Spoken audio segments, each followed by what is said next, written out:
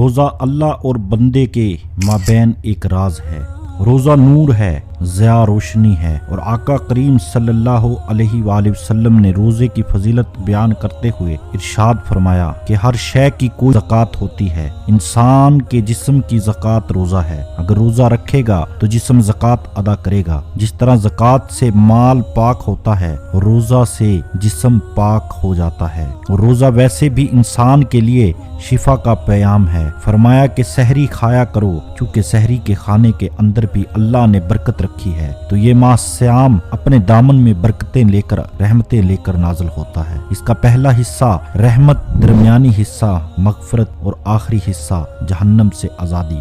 حدیث میں آتا ہے کہ اللہ نے میری امت کو رمضان کے روزے کے حوالے سے 5 ایسی چیزیں عطا کی ہیں جو اس سے قبل کسی امت کو نصیب نہیں ہوئی۔ نمبر 1، روزہ المبارک کے اندر روزہ رکھنے والے کے معدے سے جو بو نکلتی ہے، اللہ کو وہ مسک سے زیادہ محبوب ہے۔ نمبر 2، جب ماہ سیام آتا ہے تو شیاطین کو جھکڑ دیا جاتا ہے۔ نمبر 3، روزے دار جب تک روزے میں رہتا ہے فرشتے اس کے لیے مغفرت کی دعائیں کرتے ہیں۔ نمبر 4، ماہ سیام کے آخری رات جب آتی ہے اس کے سارے گناہوں کو بخش دیا جاتا ہے اور اس کو جہنم سے آزادی کا پروانہ مل جاتا ہے۔ بلکہ ایک صحابی نے حضور پاک صلی اللہ علیہ وآلہ وسلم سے عرض کیا کہ آقا کریم، جو یہ جہنم سے آزادی کا پروانہ مومن کو ملتا ہے تو کیا یہ لیلۃ القدر کی رات ہے؟ تو آقا کریم نے فرمایا نہیں، جب مزدور اپنی مزدوری مکمل کرتا ہے،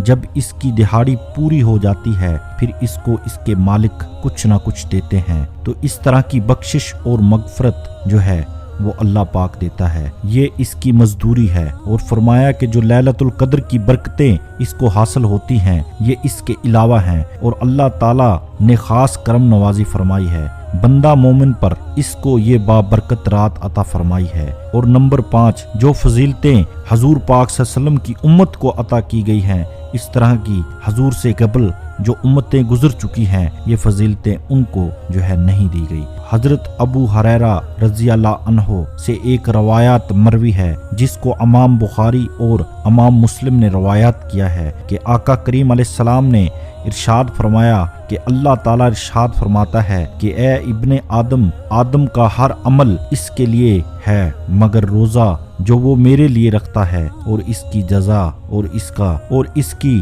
جزا میں اس کو دوں گا۔ اور سیام روزہ ڈھال ہے، تو فرمایا کہ جب کوئی شخص روزہ رکھتا ہے تو اس کا یہ عمل اللہ کے لیے ہے اور اللہ تعالیٰ اس کی جزا دے گا۔